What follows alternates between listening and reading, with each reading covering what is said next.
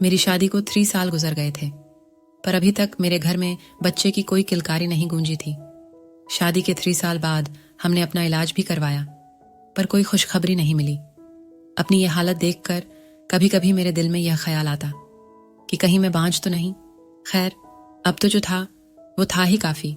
इलाज के बाद जब हमें कोई परिणाम नहीं मिला तो डॉक्टर ने हमें आईवीएफ की सलाह दी, पर आईवीएफ करवाने में खर्चा बहुत था और हमारे पास इतने पैसे नहीं थे कि हम आईवीएफ करवा सके। इसलिए एक दिन मेरे हस्बैंड ने कहा कि हमें पैसों की सख्त ज़रूरत है और हमारे पास पैसे नहीं हैं, इसलिए मुझे नौकरी के लिए विदेश जाना पड़ेगा। मैं अपने पति को विदेश जाने नहीं देना चाहती थी, क्योंकि उनके जाने के बाद मैं अकेली हो जाती। मेरे पति अपने माँ बाप के इकलौते थे और मेरे सास ससुर भी इस दुनिया में नहीं थे, इसलिए मैं अपने पति के साथ अकेली रहती थी। वो तो भगवान का शुक्र था कि हमारा शहर में खुद का घर था। उनके जाने के बाद मैं घर में एकदम अकेली हो जाती, लेकिन कहते हैं ना कि मजबूरी इंसान को क्या कुछ करने को मजबूर नहीं कर देती। मजबूरन पैसों के लिए मेरे पति को अपना देश छोड़ विदेश जाना ही पड़ा। वो तो आस पड़ोस के लोग अच्छे थे, जिनकी वजह से मुझे अकेलापन महसूस नहीं होता, और मुझे किसी भी चीज़ की ज़रूरत होती तो पड़ोसी मेरी मदद भी कर देते। मेरे हस्बैंड का नाम अरविंद था। अरविंद को विदेश गए हुए 3 से 4 महीने गुजर गए। एक दिन अचानक मेरी बड़ी बहन का फ़ोन आया। मेरी बड़ी बहन मुझसे उम्र में काफ़ी बड़ी थी। उनके बच्चे लगभग मेरे ही हम उम्र के थे। उन्होंने मुझसे कहा कि उनका बेटा तरुण पढ़ाई के लिए शहर जा रहा है। लोगों ने हॉस्टल में रहने की सलाह दी, पर मैं चाहती हूँ कि अगर तुम्हें और तुम्हारे पति को कोई एतराज़ नहीं हो तो मेरे बेटे तरुण को तुम अपने पास रख लो, क्योंकि हॉस्टल का खर्चा भी ज़्यादा है और हॉस्टल में रहने से बच्चे बिगड़ जाते हैं। तुम्हारे पास रहेगा तो सुरक्षित रहेगा, और तुम तो उसकी मौसी हो, और मौसी तो माँ समान होती है। वह तुम्हारे साथ रहेगा तो मुझे उसकी फिक्र नहीं होगी। तरुण के आने की खबर सुनकर मैं बहुत खुश हुई, पर अब मुझे अपने पति के इजाज़त की ज़रूरत थी। जब यह बात मैंने अरविंद को बताई तो उन्हें भी कोई एतराज़ नहीं हुआ, बल्कि उन्होंने तो कहा कि तुम अकेले रहती हो, तरुण आ जाएगा तो तुम्हारा दिल भी लगा रहेगा और मैं भी सुकून से यहाँ पर काम कर पाऊंगा। जब मुझे अरविंद की तरफ से इजाज़त मिल गई तो यह बात मैंने अपनी बड़ड़ी बहन को बताई। वह भी बहुत खुश हुई। अगले 1-2 दिनों में तरुण हमारे साथ रहने आ गया। तरुण के आ जाने से मुझे घर में अच्छा लगने लगा, नहीं तो अरविंद के जाने के बाद ये पूरा घर मुझे काटने को दौड़ता था। तरुण बहुत अच्छा था, वो मेरा बहुत ख्याल करता। कभी कभी जब मेरी तबीयत खराब हो जाती तो कहता, मौसी तुम्हें काम करने की कोई ज़रूरत नहीं, तुम आराम करो, और वह घर का सारा काम कर लेता।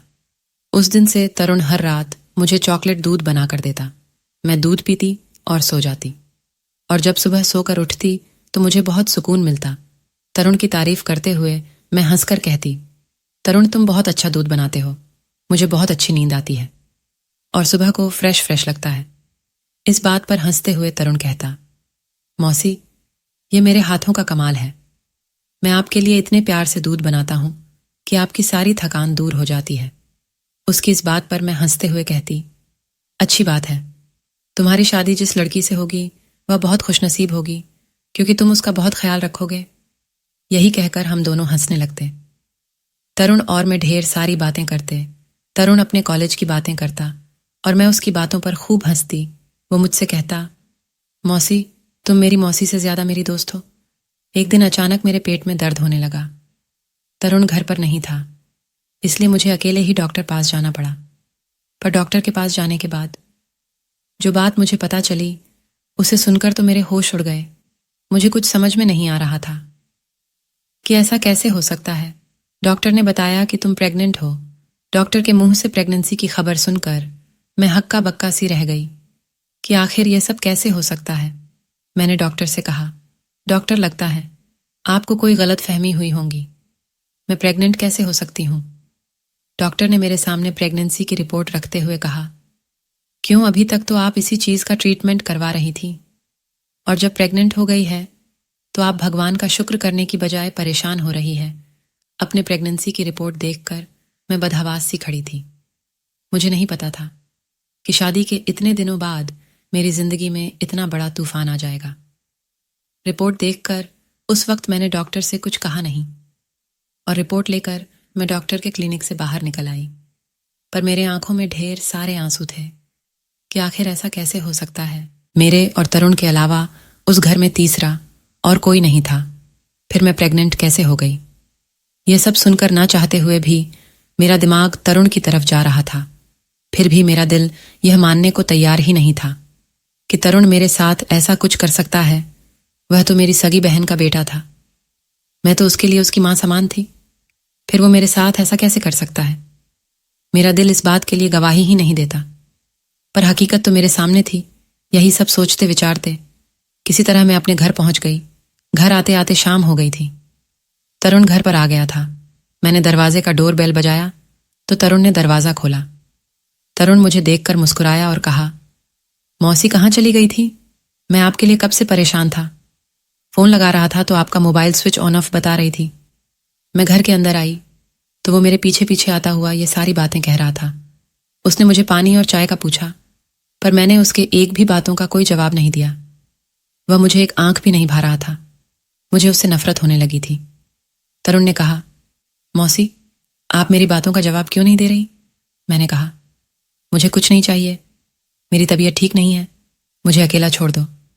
यही कहते हुए मैं अपने कमरे में चली गई और अपने कमरे का दरवाज़ा बंद कर लिया और अपने प्रेगनेंसी की रिपोर्ट को दराज में रख दिया और अपने बेजान वजूद को लेकर बिस्तर पर बैठ गई।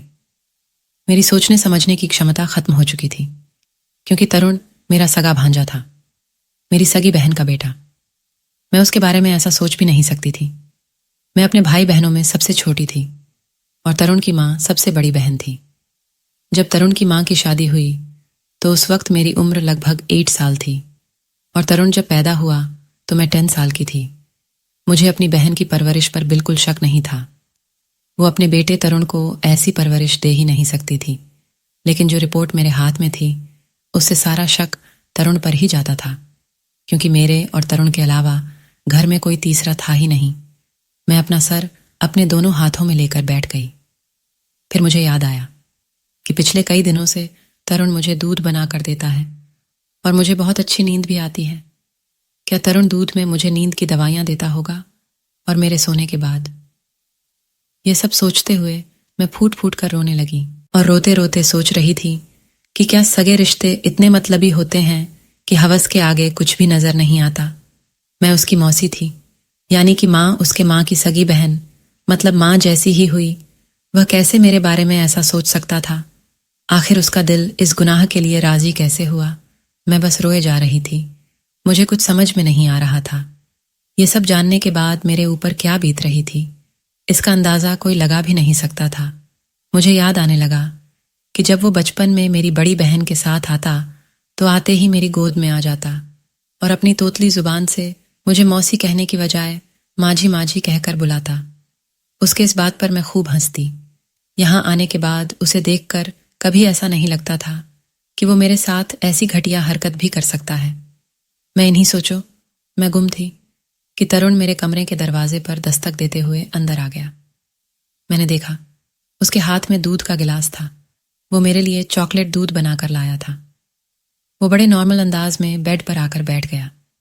उसके बेड पर बैठते ही मैं घबरा कर खड़ी हो गई, जैसे न जाने वो मेरे साथ क्या कर देगा। मेरा ये बर्ताव देखकर उसने बड़ी हैरानगी से पूछा, क्या बात है मौसी, आप इतनी घबराई हुई क्यों हैं? सब ठीक तो है? ये लीजिए, दूध पीजिए और आराम करिए। तरुण ने दूध का गिलास मेरी तरफ बढ़ाया। मैंने दूध का गिलास लेकर साइड टेबल पर रख दिया और सख्त लहजे में कहा, मेरी तबीयत कुछ ठीक नहीं, तुम यहां से जाओ, मुझे नींद आ रही है। मेरे सख्त लहजे से वो थोड़ा घबरा गया।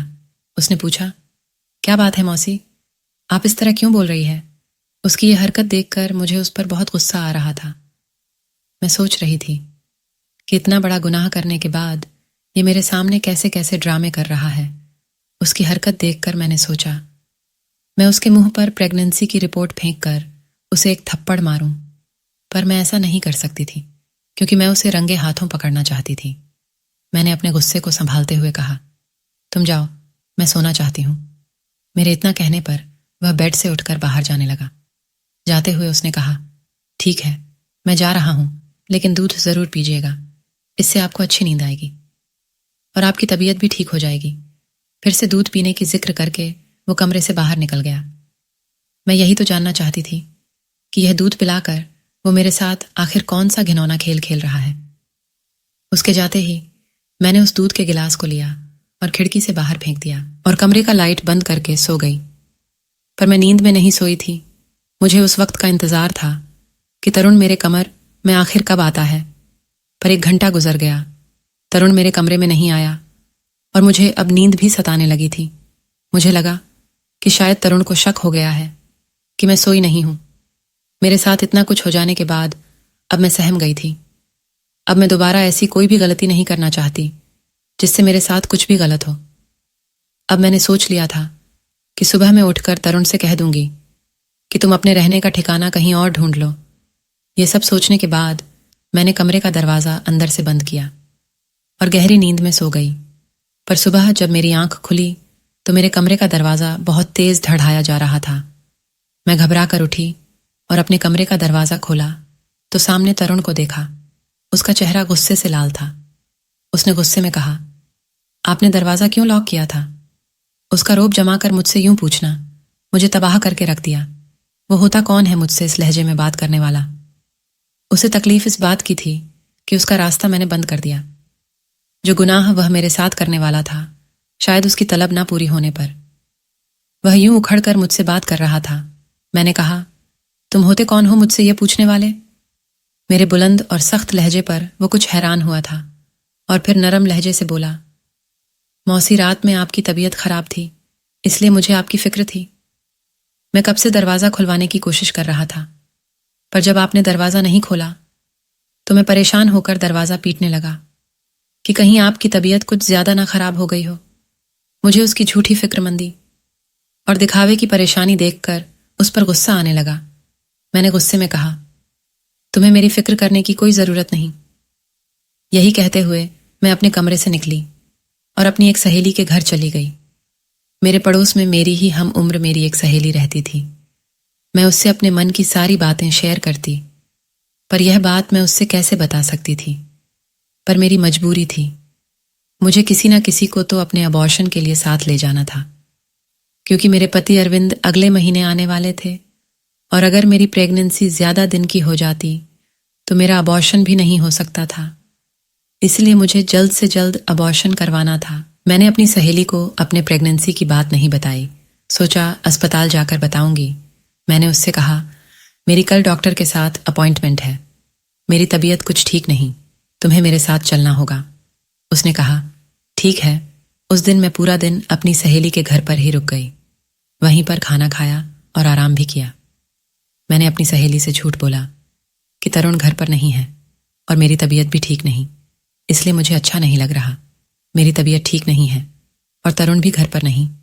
यह सब जानने के बाद उसने खुद ही मुझे अपने घर पर रोक लिया था।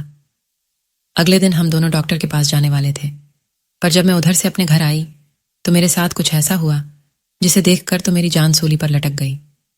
मैंने देखा घर पर मेरे पति अरविंद आए हुए थे। वो मुझे देखते ही अपने गले से लगा लिए और कहने लगे, अब बताओ कैसा लगा मेरा सरप्राइज?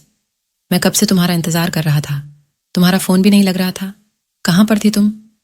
उनसे लिपट कर मैं फूट फूट कर रोने लगी और सोचने लगी कि अब क्या होगा, मेरा अबॉर्शन कैसे होगा। अरविंद ने मुझसे कहा, तुम रो क्यों रही हो? अब मैं आ गया हूं। मैं आने वाला था अगले महीने, पर मैं अभी ही आ गया क्योंकि अचानक मेरी छुट्टी लग गई थी। मैंने तुम्हें इसलिए नहीं बताया क्योंकि मैं तुम्हें सरप्राइज देना चाहता था। उस वक्त मैंने अपने अंदर छुपे हुए दर्द को किसी तरह संभाला और ना चाहते हुए भी अरविंद के साथ मुस्कुराई। मैंने किसी तरह रात का खाना बनाया। खाना खाने के बाद तरुण अपने कमरे में सोने चला गया और मैं और अरविंद अपने कमरे में। अरविंद बहुत थके हुए थे। वो थोड़ी बहुत मुझसे बातें किए और फिर सो गए, पर मुझे पूरी रात नींद नहीं आई। मैं इसी सोच विचार में थी कि कल मैं अबॉर्शन के लिए कैसे जाऊंगी। कल क्या अब तो मैं किसी भी दिन अबॉर्शन कैसे कराऊंगी, क्योंकि अब तो अरविंद आ गए हैं। अगर इन्हें मेरी सच्चाई पता चल गई तो मेरा घर टूटकर बिखर जाएगा। यही सब सोचते विचारते कब सुबह हो गई पता नहीं चला। मैंने देखा अरविंद सोए हुए थे। मैं कमरे से बाहर सोफे पर जाकर बैठ गई। मैंने देखा तरुण अपने लिए चाय बना रहा था। वो किचन से आया और मुस्कुरा कर बोला, कैसा लगा आपको अरविंद मौसा का सरप्राइज? मैंने उससे गुस्से और नफरत से देखते हुए कहा, किस कदर ढीठ और ड्रामेबाज इंसान हो तुम। ऐसी मासूमियत से भरी अदाकारी कैसे कर लेते हो? शर्म नहीं आती तुम्हें? एक तरफ मौसी कहते हो और दूसरी तरफ मैं यह सब सहते सहते थक चुकी थी, इसलिए बिना सोचे समझे मेरे जो मन में आया मैंने कह दिया। और वो था कि अभी भी मुझे हैरत भरी निगाहों से देख रहा था। कहने लगा, मौसी क्या कह रही है आप? मुझे आपकी बातें बिल्कुल समझ में नहीं आ रही। मैंने ऐसा भी क्या किया है कि आप मुझसे इस तरह बातें कर रही हैं? मैंने उसे गुस्से से देखा और अपने कमरे में गई तो देखा अरविंद अभी भी सो रहे थे। मैंने दराज से रिपोर्ट निकाली और तरुण के पास चली आई। तरुण वहीं पर खड़ा था। मैंने गुस्से से वो रिपोर्ट तरुण के मुंह पर फेंक दी। मैंने कहा, ये पढ़ो और अपना मनहूस चेहरा लेकर अरविंद के उठने से पहले यहां से दफा हो जाओ। मैं गुस्से से दबे लहजे में बोल रही थी क्योंकि मैं नहीं चाहती थी कि अरविंद को इस बात की भनक भी पड़े। तरुण ने वो रिपोर्ट उठाकर जैसे ही पढ़ा, उसके चेहरे की रंगत उड़ गई। इससे पहले कि वो कुछ बोलता तभी वहां पर अरविंद आ गए और सीधा तरुण के पास गए और उसके हाथ से रिपोर्ट लेकर पढ़ने लगे। अरविंद को रिपोर्ट पढ़ते देख मैं घबरा गई और सोचने लगी कि अब तो मेरा घर बर्बाद हो जाएगा। ये सब जानने के बाद अरविंद मुझे छोड़ देंगे। यही सब सोचते सोचते कब गिरकर बेहोश हो गई, पता नहीं चला। और जब होश आया तो अपने आप को हॉस्पिटल में पाई। मैं बेड पर लेटी हुई थी और अरविंद बड़े गौर से मुझे देख रहे थे। तरुण भी वहीं पर खड़ा था। अरविंद को देखते ही मैं रोते हुए कहने लगी, अरविंद, इसमें मेरा कोई कसूर नहीं है। तरुण ही दूध में मुझे नींद की गोलियां देता था। भगवान के लिए मुझे छोड़िएगा मत। मैं आपसे बहुत प्यार करती हूँ, आपके बिना नहीं रह सकती। मेरी बात सुनकर अरविंद मेरे पास आए और मुझे गले से लगा लिया और कहा, तुम इतनी परेशान क्यों हो रही हो? मैं तुम्हें कभी नहीं छोड़ूंगा। मैंने तुम्हारे सारे टेस्ट नए सिरे से करवाए। तुम प्रेग्नेंट नहीं हो। शायद किसी और की रिपोर्ट तुम्हारे रिपोर्ट के साथ बदल गई थी। ना तुम गुनहगार हो और ना ही तरुण ने तुम्हारे साथ कुछ गलत किया है। तरुण तुम्हारे साथ ऐसा नहीं कर सकता। तरुण की नज़र जब मुझ पर पड़ी तो मैंने देखा वो रो रहा था। मुझे देखते ही वो मेरे पास आया और मुझसे कहने लगा, मौसी, आपने ऐसा सोच भी कैसे लिया कि मैं आपके साथ ऐसा कर सकता हूँ? मुझे अपनी माँ और आप में कभी कोई फर्क नजर नहीं आया। मैंने आज तक किसी लड़की को नजर तक उठाकर नहीं देखा, तो आप तो मेरी माँ समान है। वो रो रो कर सारी बातें कह रहा था। डॉक्टर और नर्स की लापरवाही की वजह से रिपोर्ट की अदला बदली ने मुझे अपने भांजे के सामने शर्मिंदा करके रख दिया था। क्या क्या मैंने अपने भांजे के खिलाफ नहीं सोच लिया था? दोस्तों, वीडियो कैसा लगा कमेंट करके ज़रूर बताएं और हाँ, वीडियो को लाइक और चैनल को सब्सक्राइब ज़रूर करें। दोस्तों, मेरे भाई के चैनल को भी सब्सक्राइब कर देना, लिंक डिस्क्रिप्शन में है।